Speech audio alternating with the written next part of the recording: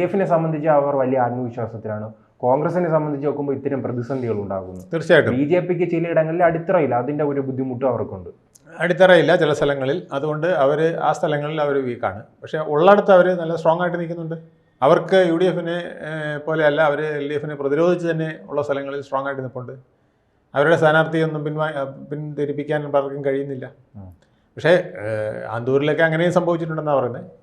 താമരയുടെ സ്ഥാനാർത്ഥി പോലും ഇല്ലല്ലോ. അതിന് അഡ്ജസ്റ്റ്മെൻ്റ് ആണോ പിൻവലിച്ചതാണോ എന്നുള്ളത് ചോദിക്കുന്നവരുണ്ട്.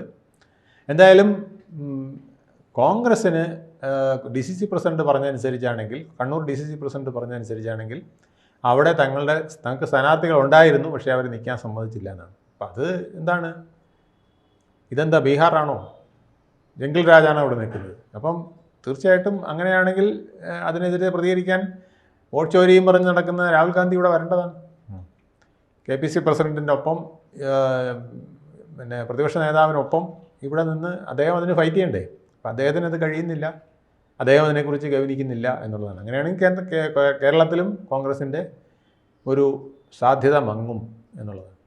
അടിയന്തരാവസ്ഥക്കാലത്ത് പോലും കേരളത്തിൽ അല്ല, മങ്ങും എന്ന് പറയുമ്പോൾ ഇനി മങ്ങിയാൽ അവർക്ക് തിരിച്ചു വരാൻ കഴിയുമോ? തിരിച്ചു വരാൻ ഏറെ പാടാവും.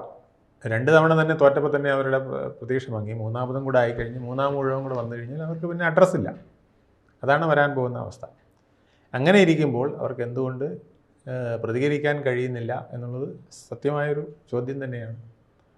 ആ പ്രതികരണശേഷി ഇല്ലാതെ പോയാൽ അവരുടെ സ്ഥാനാർത്ഥികൾക്ക് പിന്നെ പ്രതികരിക്കാൻ കഴിയില്ല.